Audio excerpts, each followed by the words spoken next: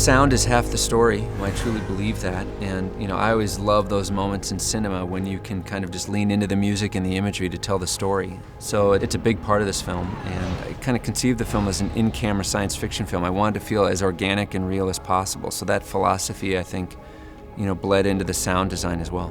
It takes place on Earth after a huge war, and it's all desolate and wasteland, really. So not a lot of insects or birds or anything like that, mostly just winds and some water, and that's about it. So very kind of sparse. My initial question was, how are you shooting this? Where are you shooting it? What are you doing? And they said, we're going to Iceland, we're going to Louisiana, we're going to June Lake, we're going to some great locations to really bring a unique look to the environment, some stark emptiness and some lush, beautiful environments. That's one of the great things about Oblivion, is that because it's located in such desolation and there's not a lot of life around, we were able to go quiet and just have ambiances and rains and winds. But when the action kicks up, we have a place to go.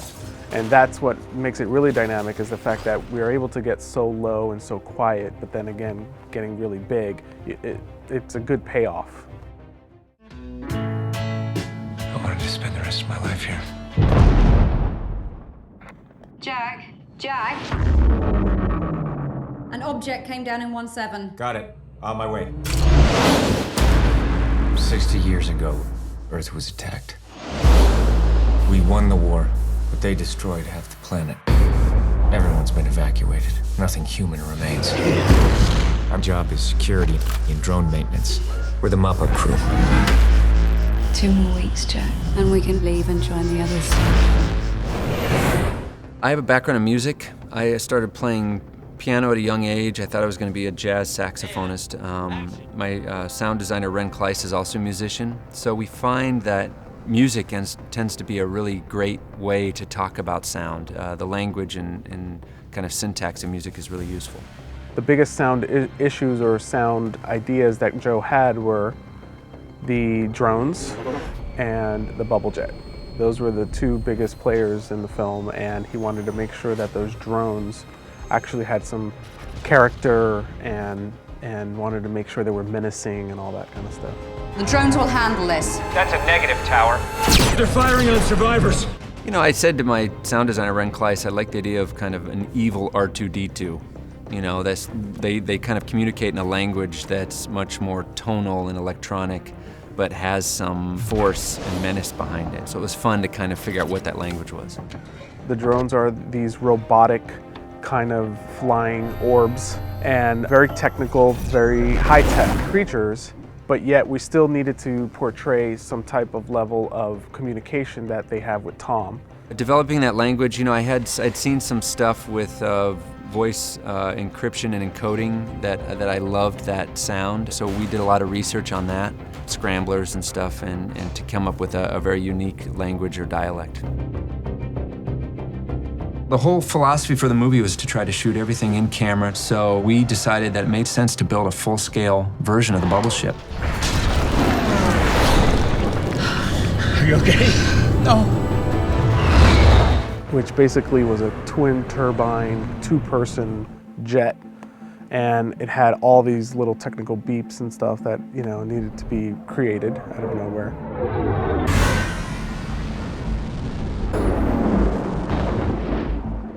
And then also at the Sky Tower, there was a giant iPad console, and trying to make sounds for all the beeps and all that telemetry in there was pretty hard to do. This is Jack Harper. I'm good to go. Joe is one of those directors that not only likes to have fun while he's doing it, but is really curious about all the technology that we're using and wants to know how we can maximize it. So he encourages us to reach out and to experiment with things and then explain it to him. What are we doing and why are we trying it? Because that will actually spark new ideas that he'll come up with, and he'll give us ideas that we hadn't even thought of. In this movie, the amount of sound design in science fiction, especially in this movie, is just tremendous. So we spend months kind of going back and forth, talking it through. We do spotting sessions where we go through the cut And in every scene, just kind of I talk through my ideas, and then they go back, come up with a couple of options. We trade ideas back and forth.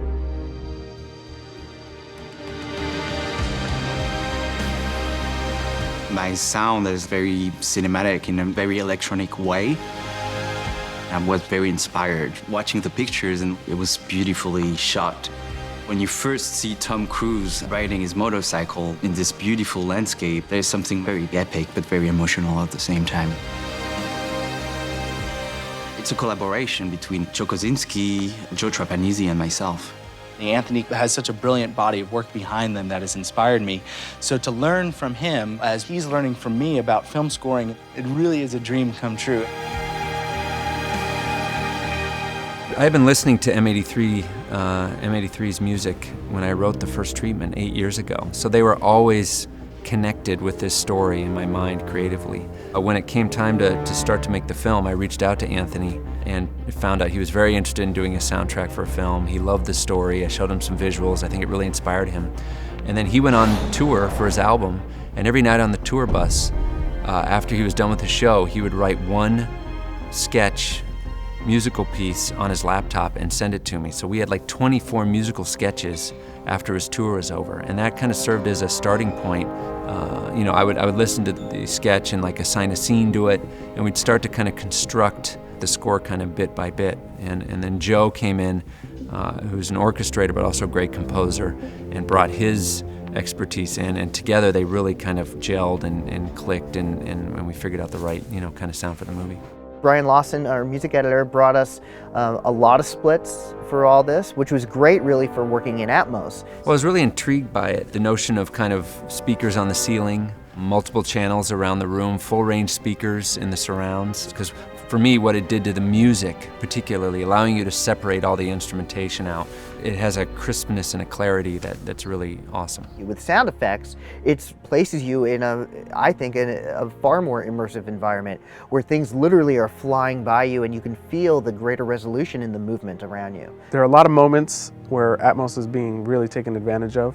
Of course, all the big moments and all the big fly-arounds and the bubble jets and drones flying all over the place, but also on small things like that. Rain falling on canopies in their sky tower. We were able to put that on the roof and stuff. The ceiling array is what I think is probably the most unique for an audience. You literally have sounds coming from above you. So whether it's the bubble ship flying around you, it can be done in such a smooth, continuous way, or sound effects if you're trying to create an environmental effect. We've got to figure out ways to get people to continue going to the movies, and Dolby Atmos now is a format that you can only experience theatrically, and that's exciting.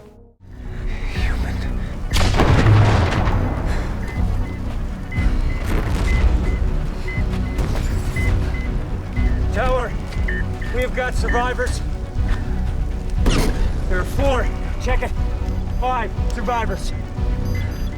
They are human.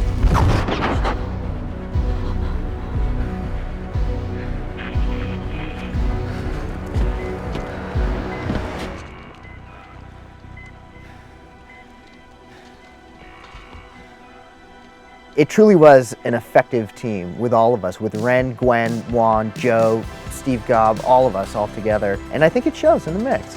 It's great. This movie has a little bit of everything. It has action, but it's also a thriller, a mystery. There are moments in this film where I wanted to be very, very quiet. And then obviously there are moments where things get pretty intense. It's a very dynamic mix. Tron was kind of driving all the way through. This movie has a lot more dynamic range, and that was kind of fun to play with.